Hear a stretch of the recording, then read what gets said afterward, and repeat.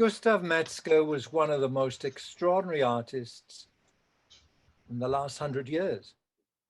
Not that he did a lot of art, but that he dedicated much of his life to the idea of destruction in art and society, often using destructive materials.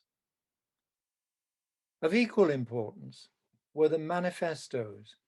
We collaborated in the now famous Destruction in Art Symposium and remained good friends until his death in 2017.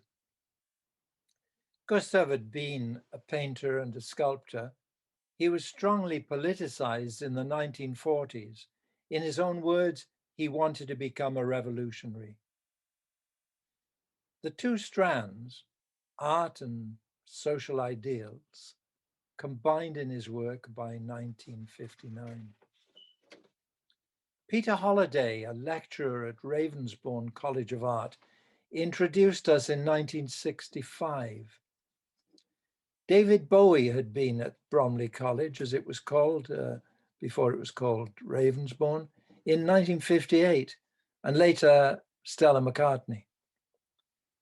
In 1966, Peter and I designed the symposium on autodestructive art with Mark Boyle, Dom Sylvester Huidard, the concrete poet, and Gustav joined us and spoke of his work.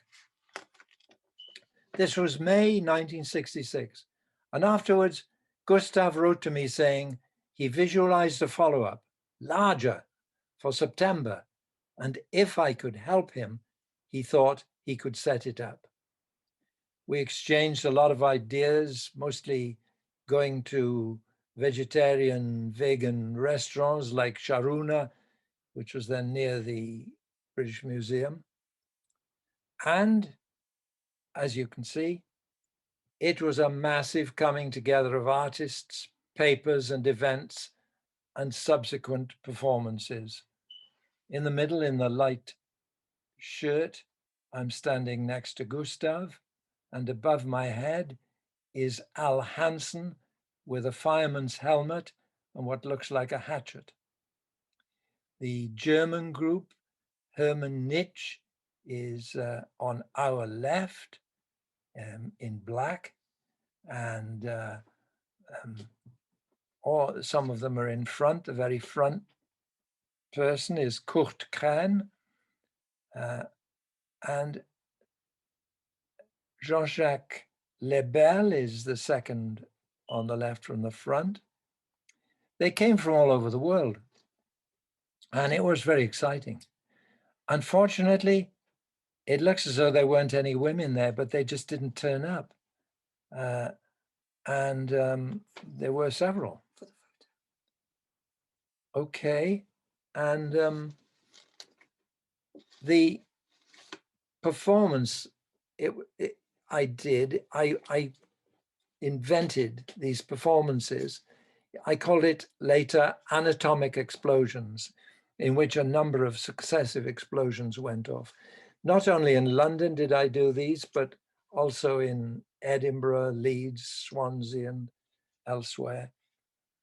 The next picture shows the coast of Portobello, which is not far from Edinburgh.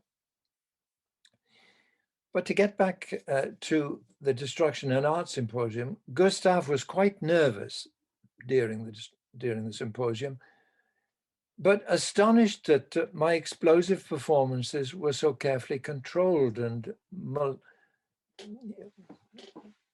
carefully designed, meticulously designed, really. But I suppose he thought it was just going to be random. But fair play, he therefore later on film declared that I had been the first artist in Britain to use explosives in large-scale systematic performances.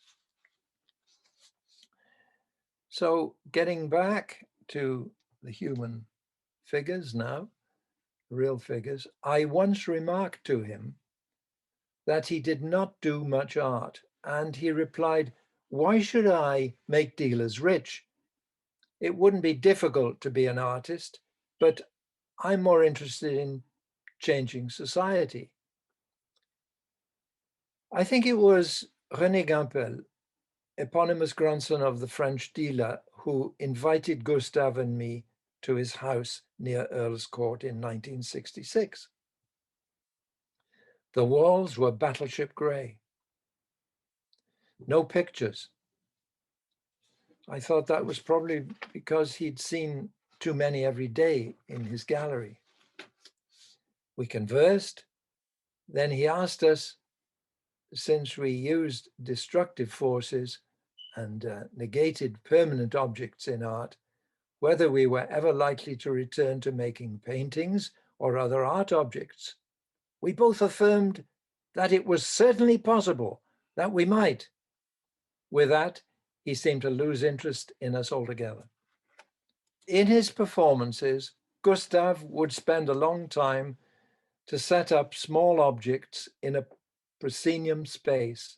And although many of the performances did not work as he'd intended, the expectancy or expectation turned out to be the event. He was marked by determination, and his social and political ideas would be expressed in his manifestos. He lived very frugally in almost bare rooms, but shrewd about how to obtain what he needed to live as he wanted, on going to markets just before they close, for example. One evening, Gustav invited me to eat with him at his rooms. A very light meal, an avocado pear in a perfect state of ripeness. He told me he had gone to the market stall the very last moment before it closed, and there was fruit to buy cheaply. There was not much more in his room than a very high pile of newspapers in one corner, which reached the high cornice. Each had been read daily and left or placed almost in a pyramid shape. Newspapers were part of Gustav's life, and he showed me a place where it was possible to read numbers of foreign dailies and journals in European and other languages. The simple formations of several piles of these ephemeral organs of history with headlines relating to the world to be read between the lines, they were later arranged in a rectangle on the floor as simply as possible at the UCA Farnham exhibition in 2014. They were both found objects and also part of his existence. He would carry a large black plastic rubbish bag and later carry his possessions in a large square wooden cart which he pushed through the traffic. I once suggested that he might leave the bag in a left luggage locker. He did not want to. I asked him why. He explained that it was part of a refugee's way to carry his possessions with him. While he could function relatively irrationally or recognize his role, he could analyze the reason for it. One day during the Destruction and Art Symposium, I saw, or rather than seeing completely, I heard an argument. A heavy-bearded American with a loud voice and Gustav, who spoke almost inaudibly. "Gustav, you speak like a rabbi." Gustav hesitated, looked embarrassed. The confident extrovert Harvey Matuzo, artist, journalist, stage and radio producer, had offered in the 1950s to become an informer for the FBI, a paid witness which he testified in trials by the House Un-American Authorities Committee. But it occurred to me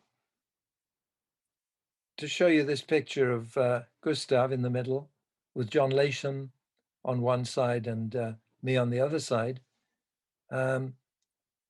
It was one of Latham's Scoob Towers, which we were going to set on fire in the middle of London. Also, I thought recently that Gustav had an unself-conscious air of the prophetic, the gift of revival, charisma, and secluding himself, as did members of some denominations. As children, both of us happened to enjoy reading the so-called Old Testament. The dramatic, often destructive illustrations, especially those by Gustave Doré, inspired me, as perhaps they had Gustav too. It was no coincidence that the founders of communism in the 19th century came, like Gustav, from very devout families. He was passionate about producing manifestos, almost as physical art. And for him, the idea and art were inseparable. I end with a photograph of Gustav and me at the Destruction in Art Symposium in 1966, and probably the last photo taken of us, of him anyway, by Judith Bordeaux in 2016.